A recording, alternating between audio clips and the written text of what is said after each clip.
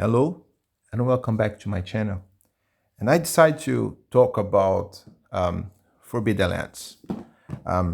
This is not a new game. There are a lot of videos already on YouTube that talks about this game. But I decided to talk about it too because I always see people that are still not aware of it. And not only aware of it, but aware of this last release of the Book of Beasts that has solo rules in it, and I will show it.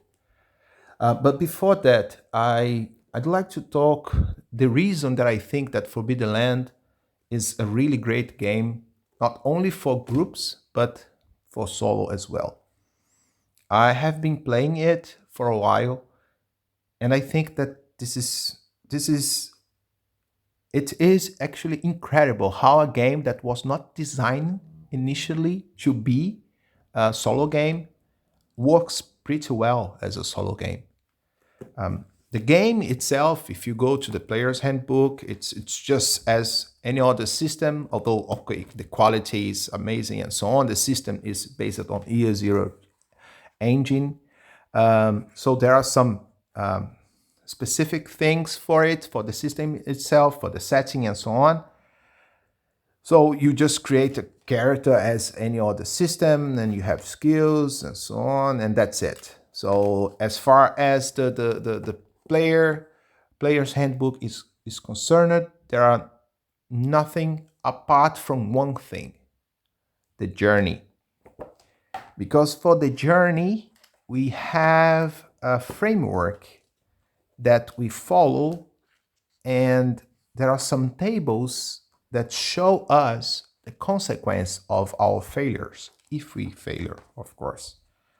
So we can see that they have this framework, and I already talked about this in other videos. And definitely, if you want to have deep look on the system, I'm not going to do this. I'm just going to talk about these specific things that I think that make Forbidden Lands a good option for solo gaming. So when a player decides to move in a map, and this map comes on the box as well, a player can just use this framework to move from one hex to another. And we have the leading the way, we have a keep watch, and several actions that we do and we roll for. And as one can see here, if I fail on my leading the way, I roll in this table and I have something happening. And this is one thing that I think is amazing for solo players, because you do not need to think about the consequences. You already have it here. For leading the way, for foraging, hunting, fishing, making camp, and so on. And another mechanic in the player's handbook is the stronghold. If you want to just play like The Sims on a Forbidden Land setting or something like this, you can just use these rules. Or maybe I saw a guy comparing it to a Age of Empires thing, because you have resources, you can have events as well happening on your stronghold.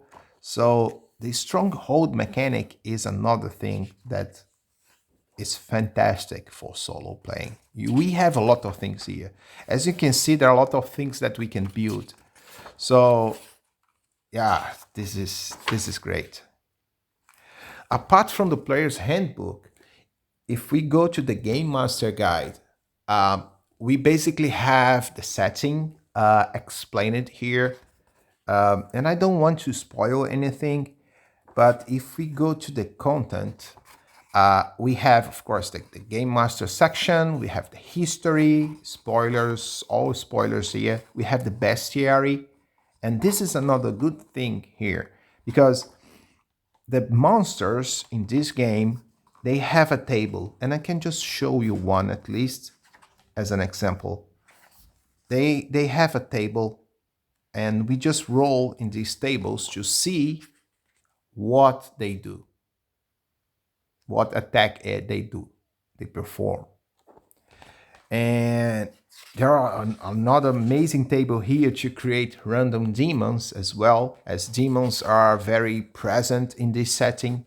They can have several abilities and forms and attack types. So we can use these tables to create our own demons. And there are a lot of random encounters. Once the players decide to move from one place to another, the GM can use this book to basically generate encounters. There are a lot of encounters, pre-made encounters here in this book that the GM just roll in this table and get this. And then we have several encounters tied to the setting, but one can easily get this just as inspiration if you are not playing on a Forbidden Land setting. And if you already had these events happening, you can just change it a little bit and make something by yourself. This is something that is already here. We can just use this. We do not need to think about it. And sometimes your characters, they might go to a place and they could find some kind of adventure site, as it's called here. And it could be a village, a dungeon, a castle, and we can generate these on the fly as well. Several tables to create our own stuff. I love this dungeon table, for instance. We can just decide, or actually roll and see when it was built, the size of the dungeon, the original purpose, an event, the history event that happened in the past, the dungeon inhabitants, the entrance, and so on. And even content, you can roll room by room. You don't need to define everything before your solo session. You can just play and roll and just have everything happening in real time during your session. And I like it a lot. But even with these tools, I see people trying to play Forbidden Lands using several oracles, such as Mythic or other tools. And some people complain about it. Okay, Mythic didn't work so well on Forbidden Lands because Forbidden Lands already has its own framework. So sometimes it's complicated. I get it. I tried it too. And I tried other tools. I just realized that simpler oracles work better on Forbidden Lands. And I shared these once with you guys, these sandbox tables from these guys here. I'm not sure if it's available online. I couldn't find it again, so just try to Google it if you wish. And they have created these very simple tables. And actually, it was a GM that created these tables in order to have more content for their players. But this can be used for solo player. But apart from that, recently, this amazing book was released. The Forbidden Lands Book of Beasts. And we do have a lot of things here, a lot of things. First of all, new creatures. And for each creature, we have an adventure site attached to it. We have lore. So we have the attacks. So a lot of stuff. We have the usual that we have on the Game Master Guide, such as the attacks, attributes, and so on. But we do have some random encounters as well that we can use in our adventure. So if you roll and you have a basilisk, for instance, you can have here from here 2 random encounters to use this basilisk in your adventure. This is really great. Apart from the bestiary, we have more random encounters, a lot of them. So we can go here and we see that a lot of new random encounters. So it's going to take some time in your adventure to use all of these random encounters. And last but not least, we have solo rules. And this is, for me, the best part of the book. So here we can just have a look very briefly on it. We have explanation on how to play solo. It relies on a deck of cards, of playing cards.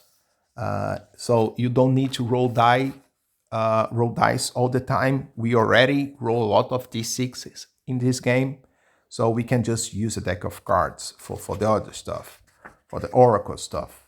So we have encounter table. We just get the card and see the result, and depending on the result, we can roll on the Game Master Guide, or we could have some encounters, predefined encounters as well for the solo players here in this table. We have some factions that we can roll by using dice in this case. And then we have the oracle, yes or no, and with some degrees of yes or no. And our oracle for helpful and hazardous things, situations, a theme oracle too, attached to the setting. Wilderness oracle, king names, and kin, they mean race.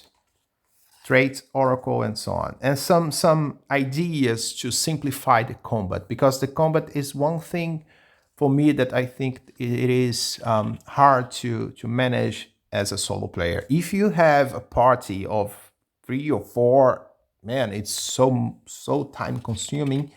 So there are some suggestions here on how to handle combat with just one player character and maybe some companions, and it make it simple.